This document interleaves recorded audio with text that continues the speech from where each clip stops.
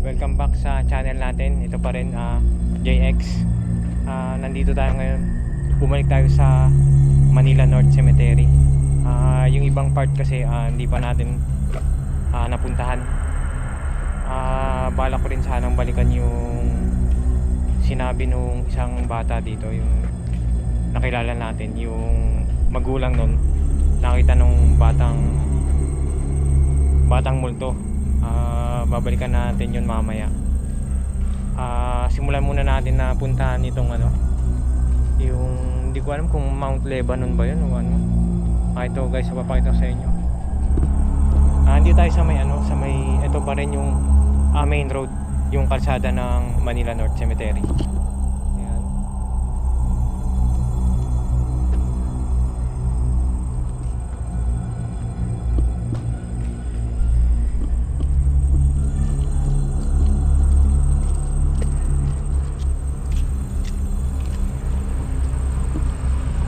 Malaking siya, malaking lote.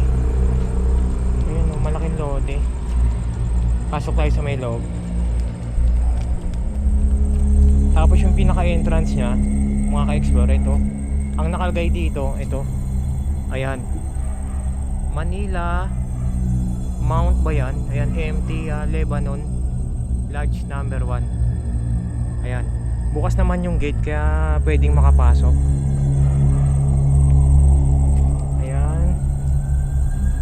Malawak siya, medyo maluwag eh. Tapos yung pinakagitna, ayan, may mga nakasulat. Tapos may letter G sa gitna. Puntahan natin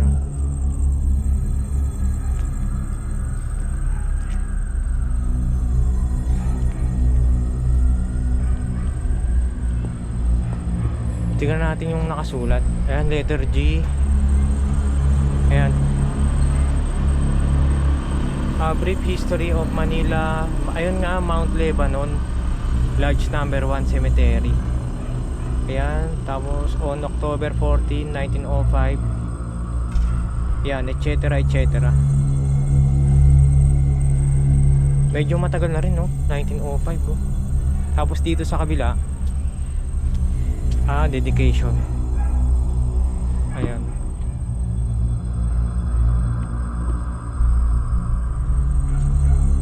Kayang meaning ng letter G. Yan. Ikutin natin sandali itong pinakalibingan nila.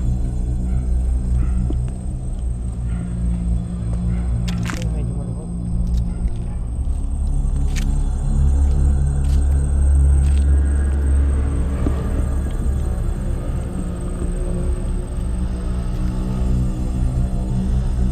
Tapos naliligiran pa rin ng mga ayan, malalaking puno.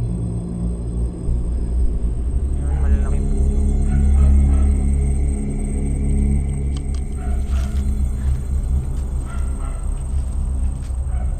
So creepy, no? Ayan, mga nakalinya yung mga nakalibing. Hindi natin sure, baka yung mga taga Lebanon.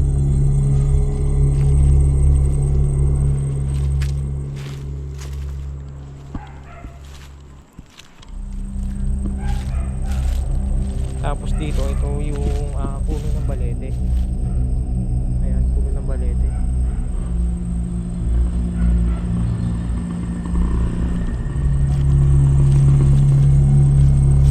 Dito sa kami kabila, medyo maluwag din. Titingin nga tayo ng isang pangalan. Ito. Mga foreigner nga. Ayan. Siya nakita nyo sa screen, Bernard Brooks Senior. Ayan, mga nakahalera. Ito naman, Josephine Harden. Ayan, pila-pila.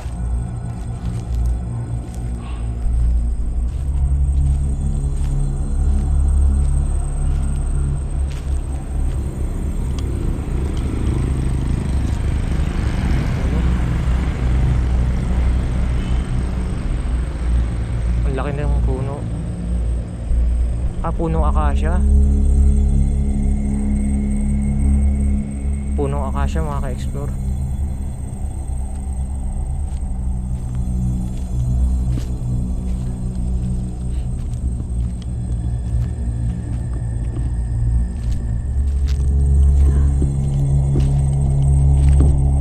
Time check ay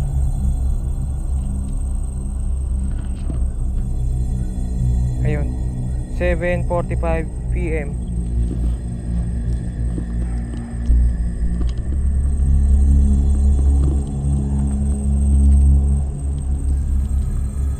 Yan yung pinaka main road.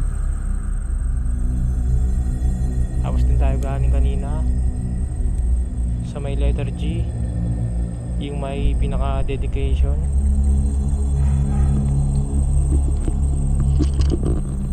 Yan. Tignan pa natin yung pwede pa nating ma-explore na creepy dito sa Manila North.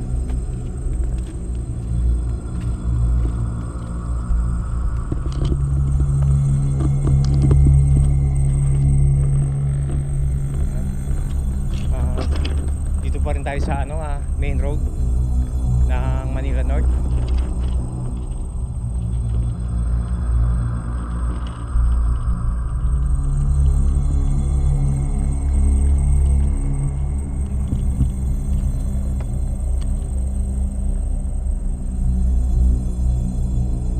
Subukan nga natin dito pumunta mga ka-explore.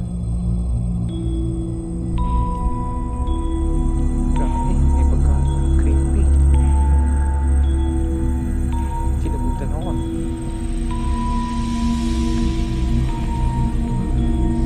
Tapos sa pinakadulo mga ka-explore, ayan, parang may subukan na nga natin puntahan.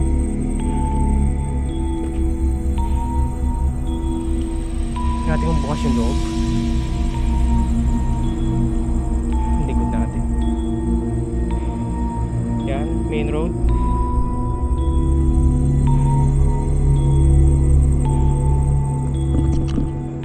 Nakaramdam ako ng kilabot. Kahit na.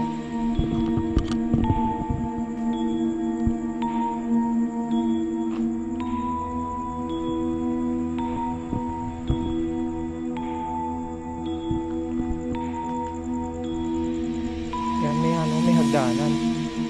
Ay, ito basta may nakalagay dito. Ayan.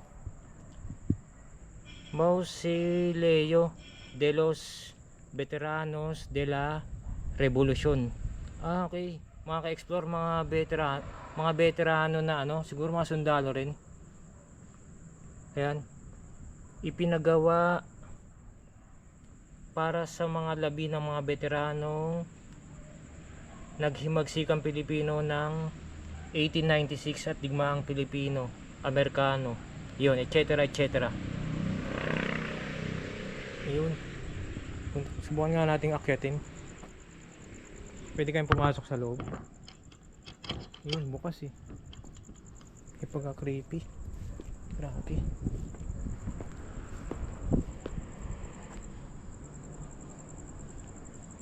Ayan.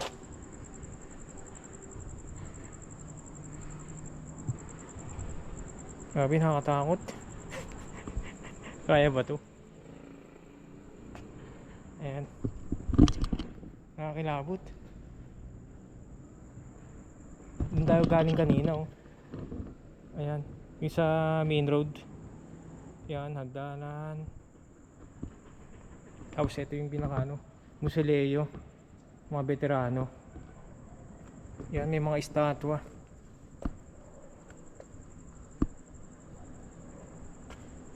So ito yung mga nakalibing dito. Ayan, mga pangalan. Sa kabila ganun din. Ay, nakasulat Veteranos de la Revolution. Ayan. Kaya ba natin pumasok sa loob? Grabe, creepy. Papatay natin yung ilaw. Yan yung mahilang flashlight. Ayun, oh. Talagang ano eh, oh. Zero talaga yung liwanag. Grabe, second time natin to mga ka-explore. Nag-e-echo yung boses ko, no? Kung hindi nyo pa napapanood yung unang gabi natin dito sa Manila North Cemetery, panoorin nyo lang mga ka-explore yan dito sa channel natin. Bali, ito yung pangalawang gabi natin dito. Time check muna ay ayun, 8:05 PM.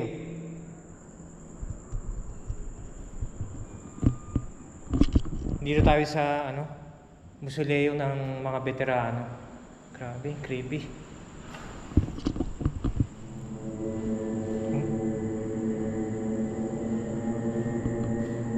Grabe, creepy dito, guys. Ay, medyo matagal na rin yung mga namatay, no? Ayan, katulad yan. Yan. Si Juan Arevalo. January 19, 1906 pa.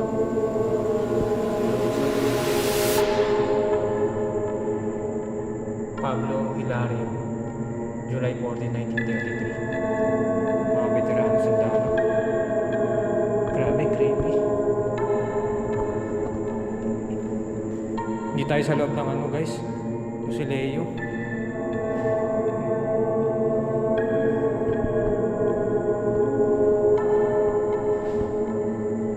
Siguro yung gitna no? Baka yung pinaka nila, yung mataas na posisyon.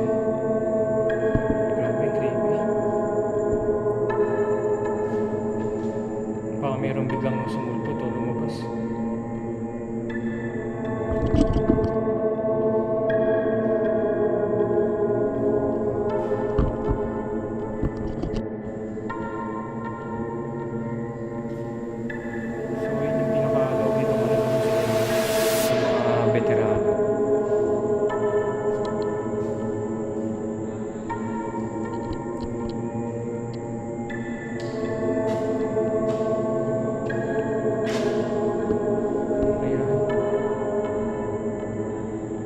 Sanas, November 1, 1926. Umieko yung boss ko dito sa loob. Ay, grabe, ano to? Ay, mga ka-explore, buto ng tao. Ay, pasintabi po sa no? Baka merong kumakain, no? Excuse lang po.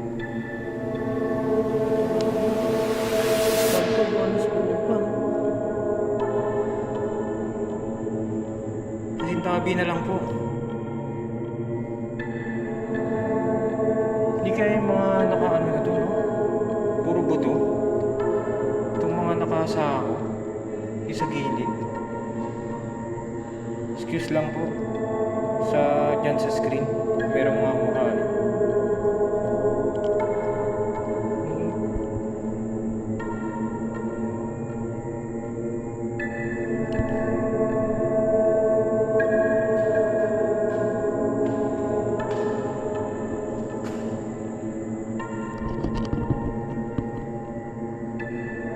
So parang paikot lang siya. Tapos yung pinakataas may design din sa taas yung pagkakagawa ng Mausoleo.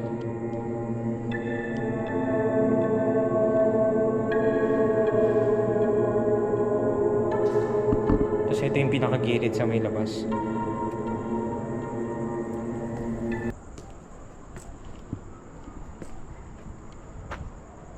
Yan, dyan yung loob. Parang may lalabas, no? Yung mga hindi pa po naka-subscribe sa channel, please click po subscribe. Kasi ito yung pinakalabas. Ayan. May mga nakaukit na mga tao. Yan yung labas ng Mausoleo.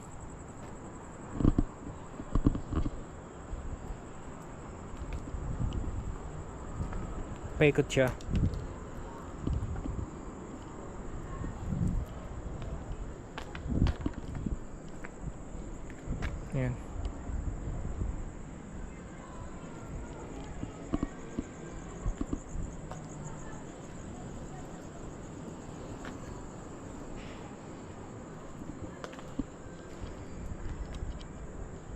Ayun, paikot.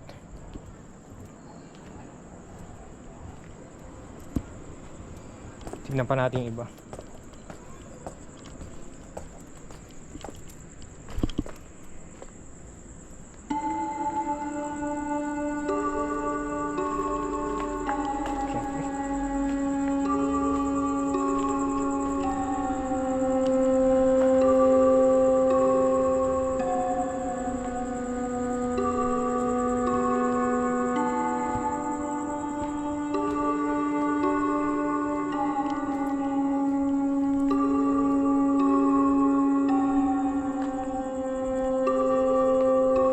Yan, dito tayo galing kanina sa main road.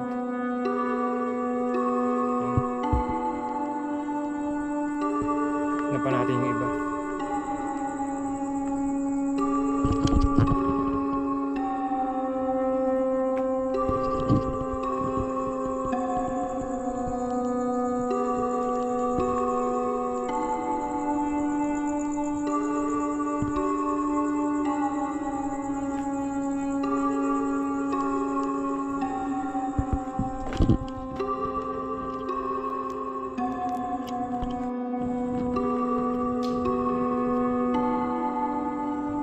Yan, main road. Time check 8:29 PM. Dito tayo yung binalikan natin sandali yung saan lumabas yung yung sinasabi nilang batang babae. Dito banda yan eh, oh.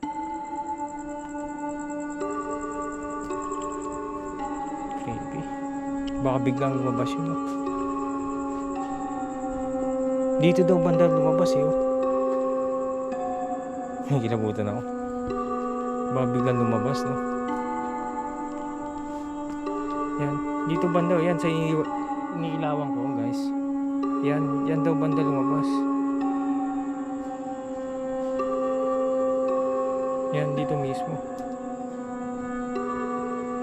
Yung kinuwento sa atin nung isang bata, yung mama niya, habang nagtitinda nga daw sila nun, lumabas dito yung batang babae.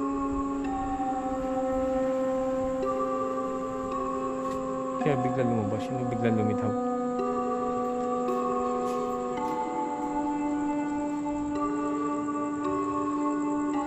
Tara na. Tara na.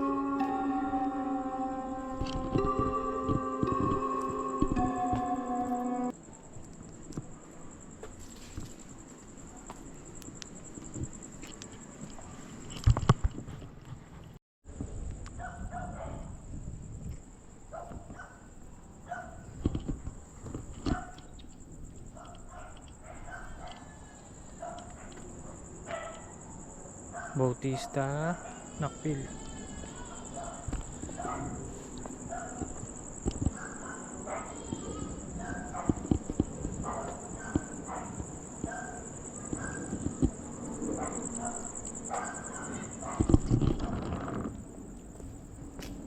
So ayun mga ka-explore, hanggang dito na lang yung pangalawang gabi natin ng pag-explore sa Manila North. Hanggang sa muli, huwag kalimutan mag-subscribe dito sa channel natin. Hanggang sa muli pag-explore. Thank you.